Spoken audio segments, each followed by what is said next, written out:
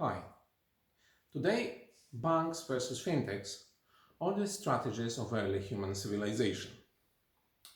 For something like 5 years, we have been asked a question that over time seemed to be an increasingly boring and dull one. Banks versus fintechs, competition or cooperation?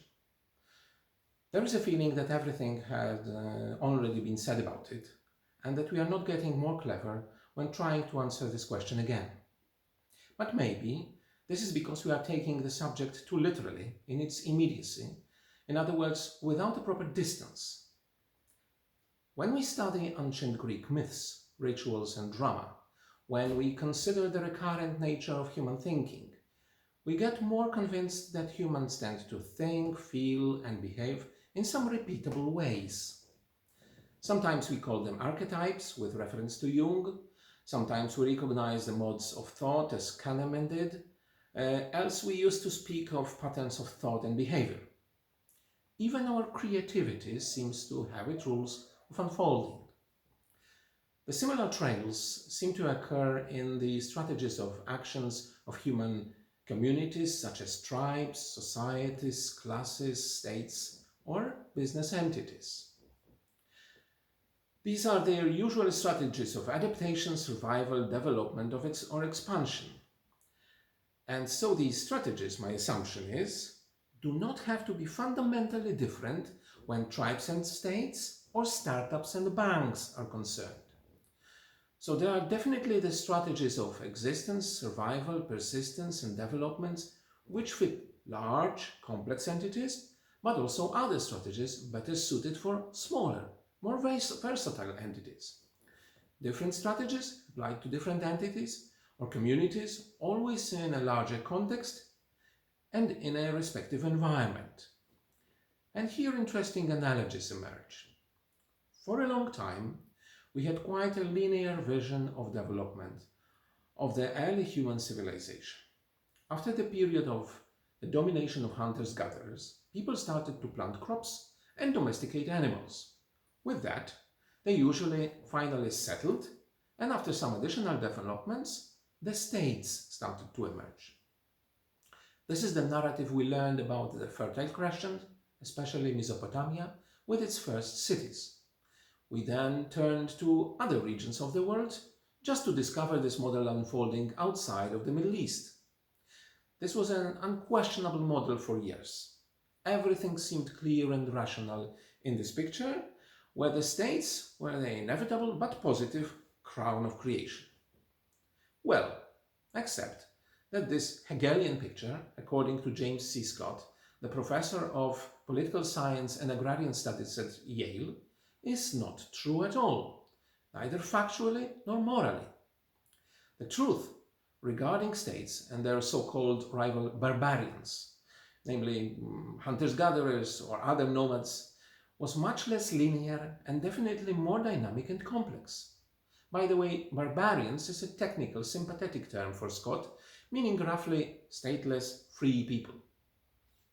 According to James C. Scott, the states were not necessarily the most successful or happiest forms of human collective organization, although they were the most complex, capable of creating architecture, art, writing, or cities. The barbarian way of living outside of the states was often chosen by many who not only primarily did not want to submit to the state life, but also by those who decided to leave the state. As the states were the spots of human dependence, conscription for the military, excessive taxation, and the spread of diseases, the choice to live outside of the state was often undertaken by large and many groups of people long after states had been formed. Nevertheless, what Scott concentrates on as the crucial factor of state formation is the grain, the first and most important valuable that could be planted, grown, strengthened or improved, collected, exchanged, stored and taxed. Therefore, domestication of plants is the key door to this form of human being, which we know as states. Let me now come back to my promised analogy.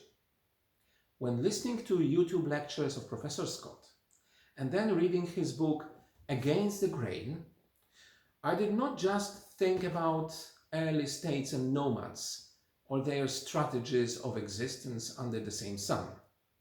Strangely, I thought about them as if states were similar to incumbent large universal banks, and barbarians, hunter-gatherers or nomads, were similar to more flexible, versatile fintechs. Or at least their chosen strategies of long or short-term survival and development in the multi-factor environment were similar. I also thought about the domesticated grain as the factors similar to the banking license or to the easy access to the deposit market, which allows states and banks, respectively, to exist and grow, but which then require many efforts like storage, walls, security, or risk-taking policy. Grain staple was the key wealth that people of the early states accumulated in the very beginning. Yet, it was also something that could be taxed. This is like the bittersweet value of a banking license, which can be granted and then overburdened.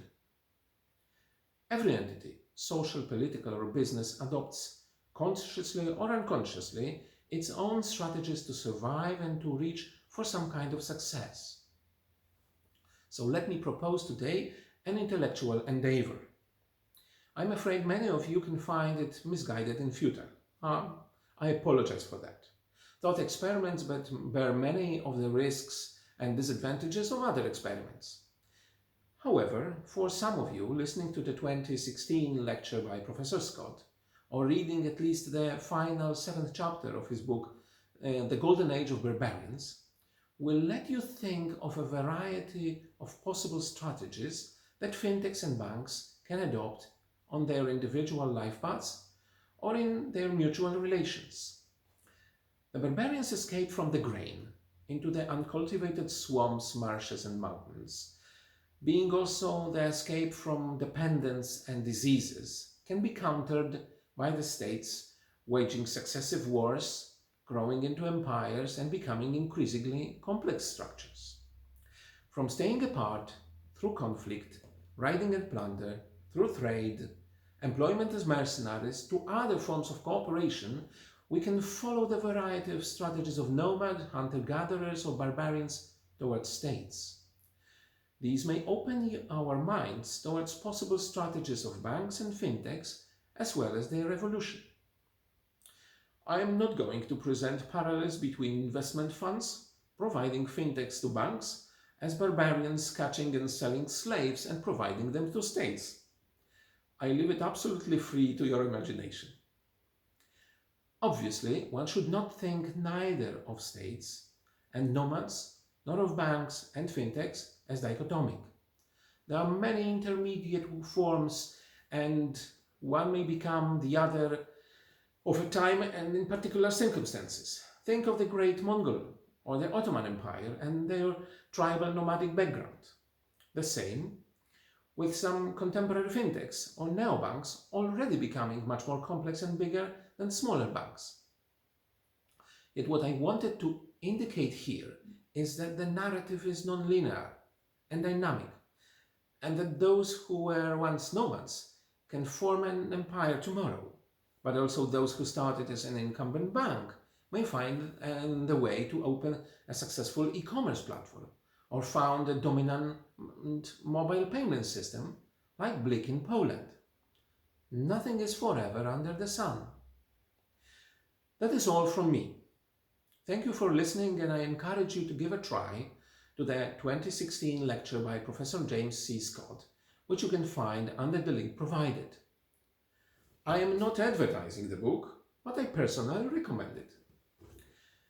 And it would be nice to hear your opinions on this strange thought experiment of mine. Thank you very much.